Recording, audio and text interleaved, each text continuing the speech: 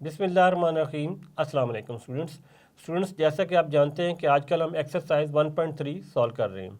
तो आज हम एक्सरसाइज 1.3 का क्वेश्चन नंबर 4 सॉल्व करेंगे। क्वेश्चन नंबर 4 है, find two numbers whose sum is 68 and difference is 22।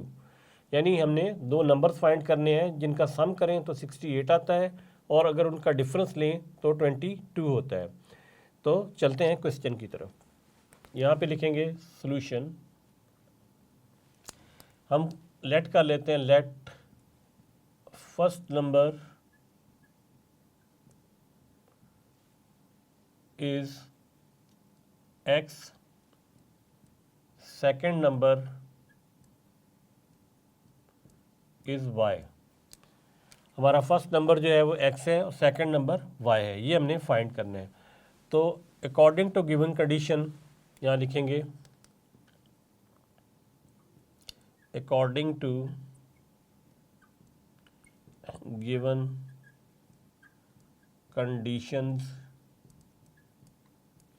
जो हमें कंडीशंस दी गई हैं कि उनका जब सम करें तो 68 होता है, तो हम इन दोनों नंबर का एक्स वाई का जब सम करते हैं तो वो होना चाहिए 68, और जब इन दोनों नंबर का हम डिफरेंस लें तो वो होना चाहिए 22।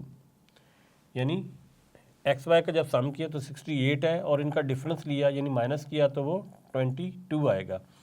अब इस इक्वेशन को हम कह देते हैं इक्वेशन नंबर 1 और इसे कह देते हैं इक्वेशन नंबर 2। इनको हम सॉल्व करते हैं। तो ये यहाँ पे प्लस है और यहाँ पे वाई है माइनस के साथ। तो अगर हम इनको ऐड करें तो बड़े आसानी से ये सॉल्व हो सकता है। हम लिखेंगे adding equation number 1 and equation number 2, यानी 1 और 2 को हम ऐड करते हैं। तो इस तरफ हम ऐड कर लेते हैं x प्लस वाई 68, ये इक्वेशन 1 थी, और x माइनस वाई 22, ये इक्वेशन नंबर 2 है। ऐड करने का तरीका ये होता है कि आपने किसी साइन को चेंज नहीं करना, जस्ट इसे ऐड करना है। तो ये x के साथ ये इसका कोफिशिएंट होता है, इस x का कोफिशिएंट क्या है 1 है, इसी तरह y का कोफिशिएंट क्या है ये 1 है, और इस y का कोफिशिएंट क्या है 1 है।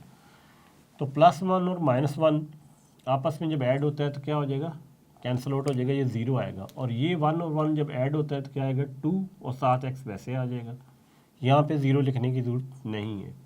नेक्स्ट इक्वल का साइन है, इनको ऐड करते हैं, 8 और 2 10 होता है, 1 कैरी चला जाएगा, 6 और 2 8 होता है और 1 कैरी 9 हो जाएगा। नेक्स्ट क्या है, नेक्स्ट हम लिखते हैं 2x इज इक्वल टू 90।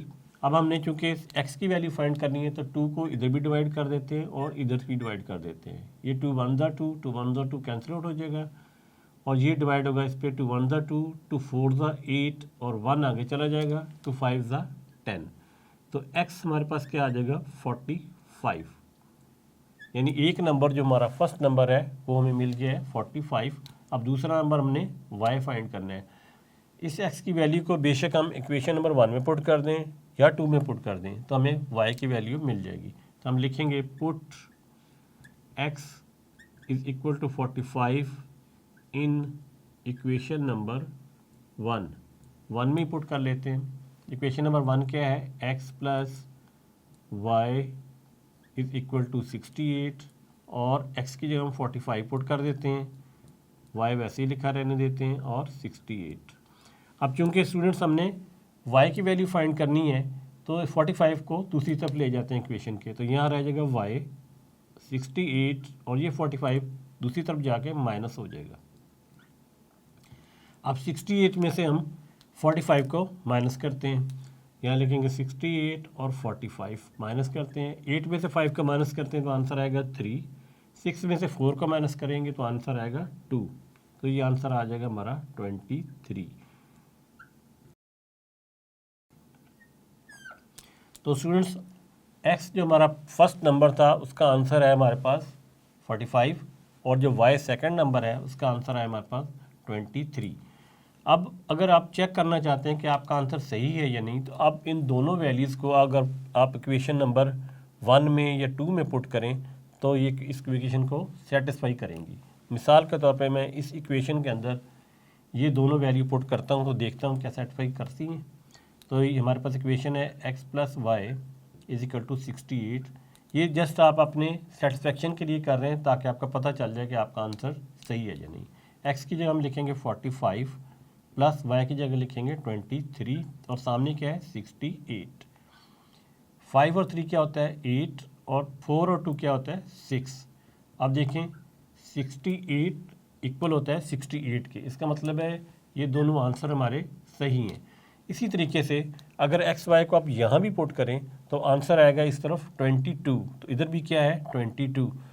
तो आपकी मर्ज़ी है कि आप इसमें पुट करके चेक कर लें या इसमें पुट करके चेक कर लें। तो उम्मीद करता हूँ स्टूडेंट्स के आज का लेसन आपको अच्छे तरीके से समझ आ गया होगा। नेक्स्ट लेसन में आपसे दोबारा मिलेंगे, तब तक के लिए अल्लाह हाफिज़।